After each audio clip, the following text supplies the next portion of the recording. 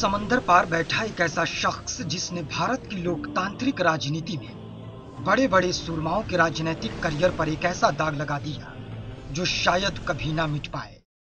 IPL की चकाचौंध को भारत की सरजमी पर उतारने वाले ललित मोदी अब लंदन में एक ऐसी पिस्टल ताने बैठे हैं जिसमें जब मन चाहा किसी के भी नाम की कारतूस भरी और दाग दी।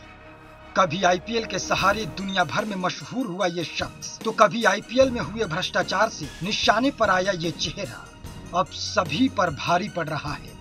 ललित विवाद पर भारत में खूब चर्चा हो रही है, लेकिन इसकी चिंगारी तो लंदन में लगी जब लंदन के संडे टाइम्स अखबार ने ये खबर छापी कि भारत की विदेश मंत्री सुषमा ने ललित मोदी को पत्नी के इलाज के लिए डेनमार्क भेजने को लेकर सांसद कीथ वाज से सिफारिश की थी।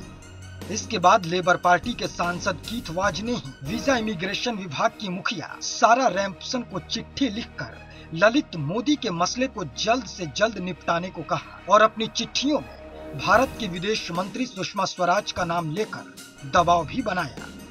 इसके अलावा सुषमा स्वराज जब लोकसभा में विपक्ष की नेता थी, तब उन्होंने अपने एक रिश्तेदार ज्योतिर्मय कौशल का ब्रिटेन में एडमिशन करवाने के लिए ब्रिटिश सांसद कीथ वाज की मदद ली थी।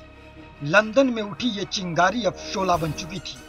भारतीय मीडिया के एक चैनल को दिए इंटरव्यू में ललित मोदी ने दावा किया कि सुषमा स्वराज से उनके पारिवारिक संबंध हैं।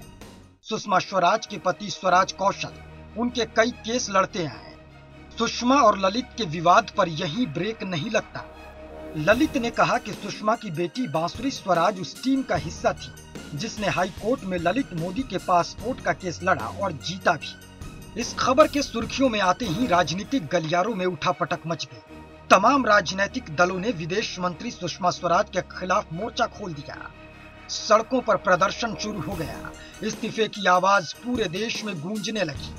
विवाद को बढ़ता देख खुद सुषमा स्वराज ने ट्विटर के जरिए अपनी सफाई पेश की। सुषमा ने ट्वीट किया, जुलाई 2014 में ललित मोदी ने मुझसे बात की थी और उन्होंने कहा था कि उनकी पत्नी कैंसर से पीड़ित है। 4 अगस्त को पुर्तगाल में उनकी सर्जरी होनी है। ललित ने बताया कि उन्हें अस्पताल में कंसेंट पेपर पर दस्तखत करने के लिए वहां मौजूद रहना होगा, इसलिए मानवीय आधार पर मैंने उनकी मदद की। ललित मोदी की मदद के मामले में घिरी सुषमा स्वराज के साथ भले ही पार्टी सामने आकर खड़ी हो, लेकिन विपक्ष अभी भी सुषमा स्वराज की इस्तीफे की मांग को लेकर अड़ा है। विपक्ष को इंतजार था पीएम नरेंद्र मोदी मन की बात में ललित मोदी का जिक्र करेंगे, लेकिन पीएम नरेंद्र मोदी के मन में ललित मोदी की भनक तक नहीं लगी। आखिर विपक्ष का इंतजार अभी इंतजार ही बना हुआ है। विपक्ष के आरोपों और सुषमा के बचाव में खड़ी पार्टी की दलीलों के बाद ये विवाद अभी शांत भी नहीं हुआ था कि केंद्र में बैठी एनडीए की सरकार पर एक और मुसीबत का पहाड़ टूट पड़ा।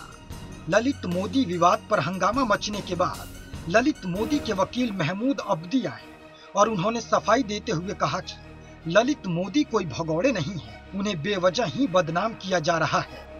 अपने पक्ष को रखने के लिए ललित मोदी की तरफ से इंटरपोल को एक चिट्ठी भी जारी की गई। ललित मोदी के वकील ने दावा किया कि जब से मोदी भारत से गए हैं तभी से लगातार वो ईडी और पुलिस के संपर्क में हैं और उन्हें भगोड़ा घोषित करने की कोई जरूरत नहीं है।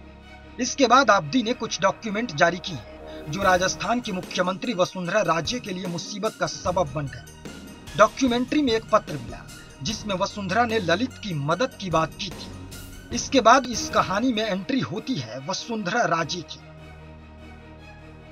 इस पत्र के मुताबिक वसुंधरा ने ललित मोदी को ब्रिटेन में ट्रैवल डॉक्यूमेंट हासिल करने के लिए उनकी एप्लीकेशन पर हस्ताक्षर का समर्थन किया।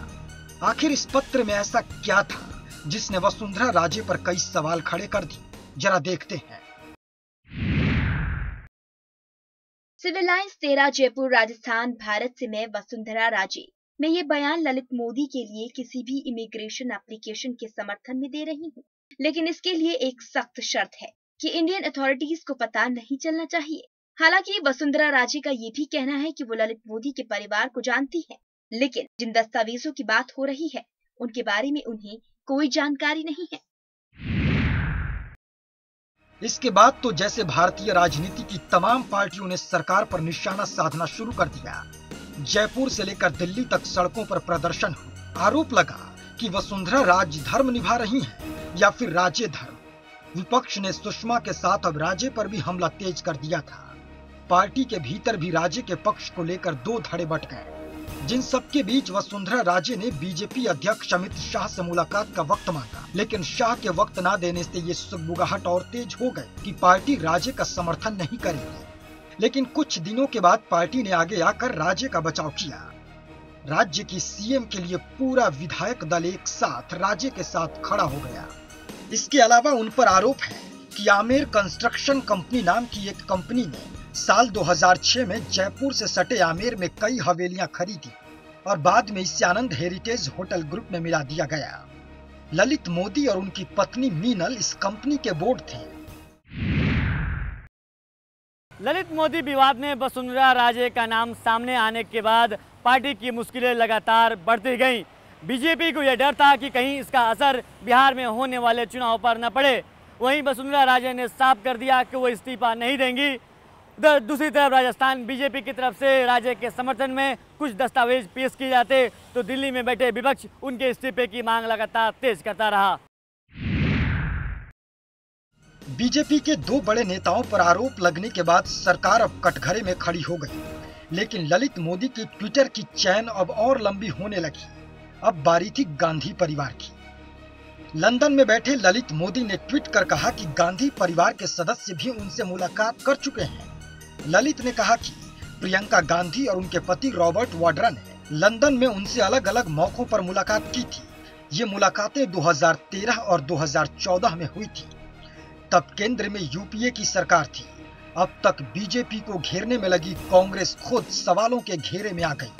खास तौर पर वसुंधरा राजे पर कांग्रेस कुछ ज्यादा ही हमलावर है।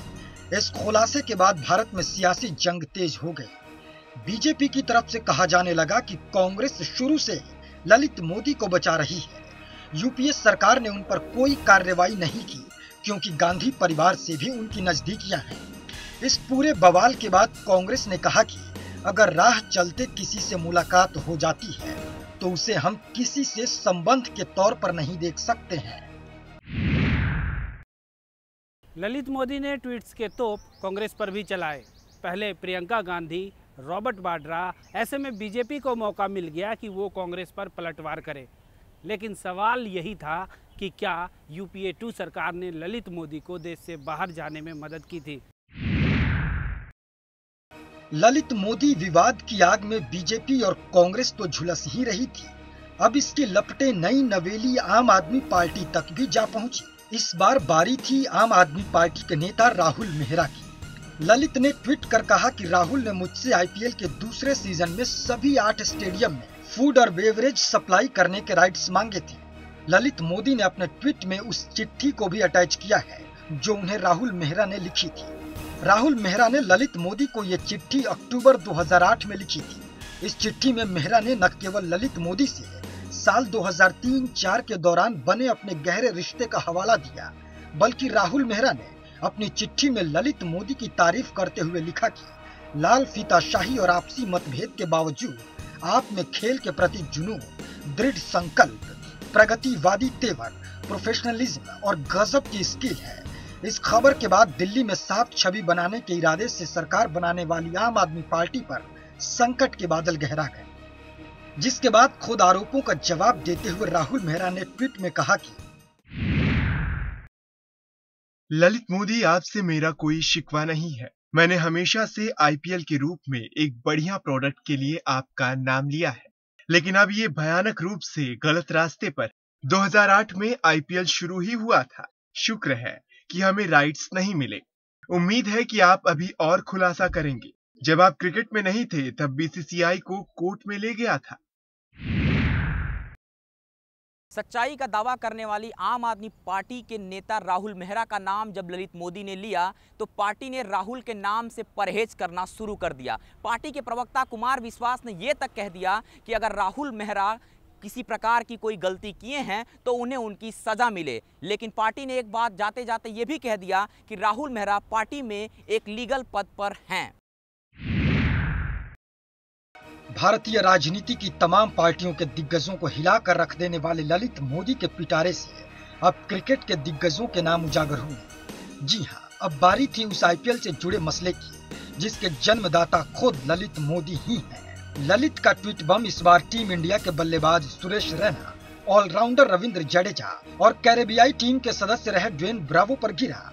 ललित ने इन तीनों पर सट्टेबाजी में शामिल होने का आरोप लगाया।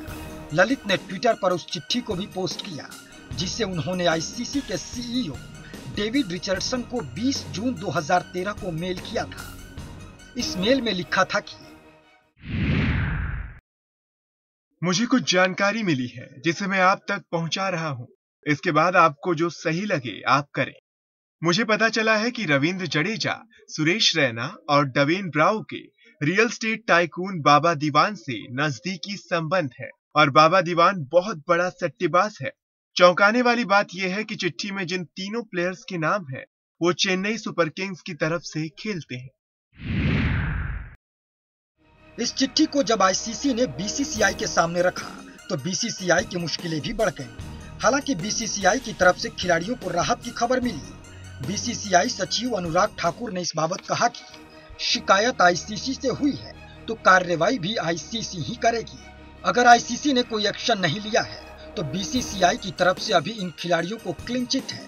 ललित ने अपने ट्वीट में कहा था कि चेन्नई सुपर किंग्स के मालिक और बीसीसीआई के पूर्व अध्यक्ष एन श्रीनिवासन के दामाद गुरुनाथ मयप्पन और राजस्थान रॉयल्स के मालिक राज कुंद्रा के बाबा दीवान से अच्छे संबंध थे। राजनेताओं के बाद ललित मोदी के जाल में फंसे 3 खिलाड़ियों को बीसीसीआई ने क्लीन चिट दे दी।